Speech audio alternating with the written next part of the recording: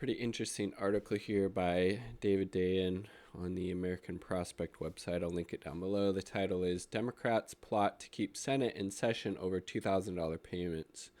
Bernie Sanders is leading a strategy that would force the Senate to stay in Washington through New Year's Day to try to force the vote. I mean, obviously, yeah, the $600 was completely inadequate. 2000's quite a bit more helpful, but it should be reoccurring as well as retroactive since, let's say, I don't know, March or April of this year. That would actually really help people out, especially given the case that, these rent and mortgage moratoriums haven't canceled rent. People are still going to end up with thousands or tens of thousands of dollars that they're going to have to pay back, in rent once these moratoriums get out of the way, or they're going to get kicked out of their homes or apartments, and that's disgusting.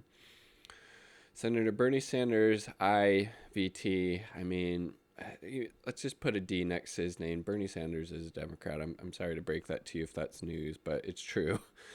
With the backing of the Senate Democratic Caucus, is prepared to make life miserable for Senate Republicans if they do not put a clean vote on the floor to increase one-time emergency payments to most Americans approved in the recent COVID-19 relief package from $600 to $2,000. Sanders has the procedural means at his disposal to keep the Senate in session all the way to New Year's Day, inconveniencing senators of both parties, particularly the incumbent Republicans from Georgia, who are in their final full week of campaigning for runoff elections on January 5th. In order to get through the week without a clean vote on the $2,000 payments, Senate Majority Leader McConnell will have to object numerous times to Sanders' pleas to bring up the bill. $2,000 payment bill passed the House on Monday under the name the Cash Act.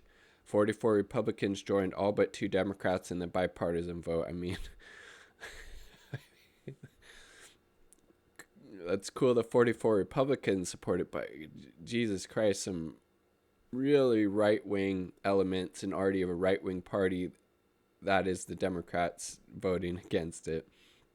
President Trump repeatedly called for the increase to $2,000 while delaying his signature on the COVID relief package, which he finally signed on Sunday night.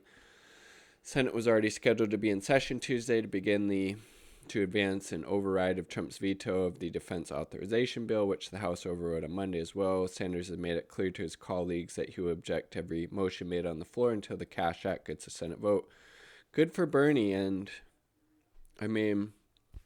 just to think, if it wasn't for the Democratic establishment wanting to prop up Joe Biden at all costs, we'd more than likely there's a good chance we'd have Bernie Sanders president-elect. That's just very sad to think about, that we have Joe Biden, who is just so horrible. But so we're at. Senate operates on the principle of unanimous consent. It's not impossible to get things done if one senator objects, but it's quite a bit slower. The majority needs to hold votes and waste time to muscle past an objecting senator. For this reason, Sanders can prevent quick passage of the defense bill override, the only thing McConnell really wants to accomplish in the last week of the Senate session. This ramps up pressure on McConnell to just hold a vote on the $2,000 check. Senators don't want to be stuck in Washington on New Year's Eve or New Year's Day if they can prevent it. While the situation largely depends what course of action McConnell decides to take on Tuesday, the scenario explained by Senate aides goes something like this. Senate comes into session Tuesday at noon. McConnell is expected to ask for unanimous consent for a vote on the defense bill veto override for Wednesday. Sanders will object to that unanimous consent unless a vote is scheduled for the $2,000 check bill directly afterward. McConnell objects to that. There's a standstill. McConnell has options to eventually get to the defense bill. He can move to end debate, known as a cloture vote, and push past Sanders' objection. However, he cannot do that on Tuesday because he won't have enough senators in the building to win a floor vote.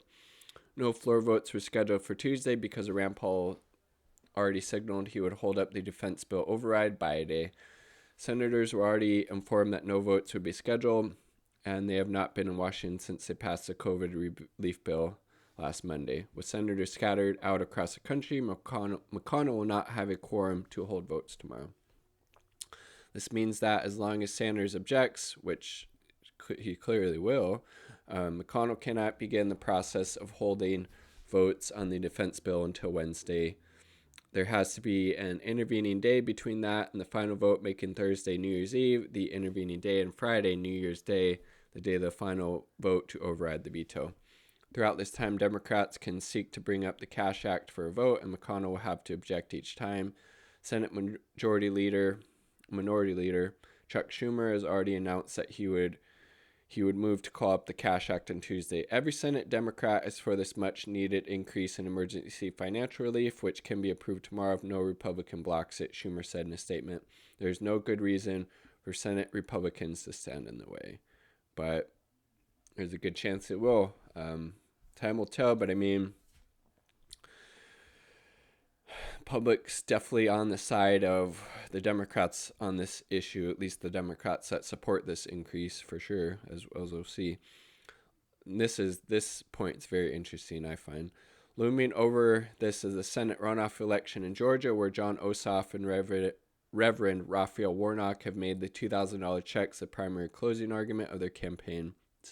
Senator Perdue has had to personally call Trump on Christmas to beg him to sign the COVID relief package, which Trump threatened to reject because the $600 direct payments were ridiculously low. Perdue was running ads about the package before Trump blasted. Of course he was. Senator Loeffler said she would consider voting for the $2,000 checks. Looks like if it gets to the floor, it's going to be on record. Do you actually support that or do you not? Her opponent does, Warnock.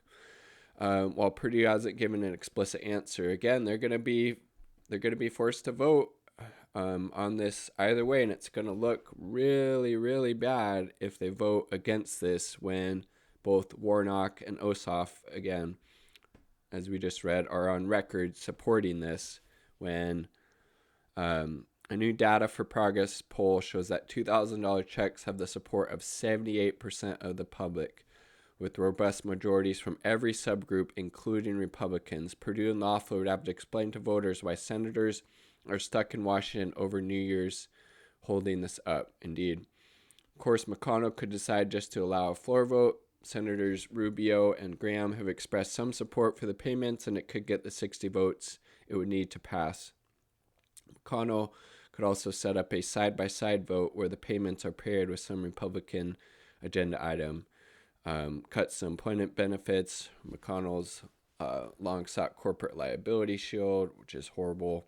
Same with the cuts to employment, obviously. Or maybe changes to Section 230 of the Communications Decency Act, which Trump has also demanded. Sanders would also object to that, asking for a clean vote. I hope he would, because we don't need any of that poison pill shit in order to get this $2,000 that's desperately needed by people and supported by 78% of the public.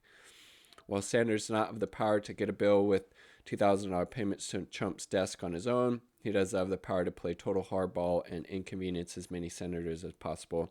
Democrats are ready to back him up on this one. There's no daylight between Sanders' strategy and Schumer's, which is important, I think. From everything I'm seeing, Democrats have latched on to a populist issue they believe will play well in the Georgia elections, and they're taking it as far as it can go. McConnell, meanwhile, has the ability to either allow or disallow a vote.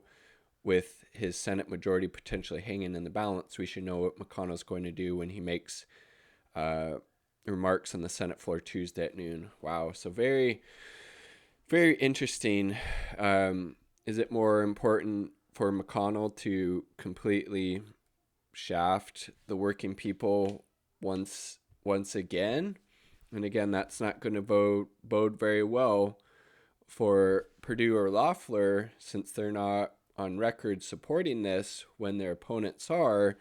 So, I mean, if McConnell wants to keep the Republican majority in the Senate, you would think it would behoove him to bring this to the floor for a vote, support it, get enough Republicans to support it, including Loeffler and Perdue, that it passes if he wants to keep that majority. Because I mean, it would stand to reason that if the Republicans, McConnell in this case, obstruct, don't allow this to get to the floor for a clean vote, and Loeffler and Perdue aren't coming out on the record saying they support it while their opponents do, I think there's a good, chance that definitely plays into Warnock and Ossoff's favor. And again, this is still crumbs. I mean, $2,000 one-time payment, again, not nearly enough, completely inadequate. Everybody in the US should have been getting that since March, April of this year, along with other really important things like canceling student loan debt, canceling rent, canceling mortgage payments, enacting Medicare for all, giving small businesses enough funds to keep people on their payroll, so when we're over all this shit, people still have a job to go back to, etc. So this is just obviously a bare minimum, this $2,000, but again, $2K, quite a bit more helpful than the $600, which is more or less a slap in the face. So again, it's passed the House. Now we're going to see how much McConnell really does not support this, and it looks like we'll find out that answer tomorrow. Subscribe for more content. If you like the video, like the damn video. Peace. Much love. Leave your comments down below.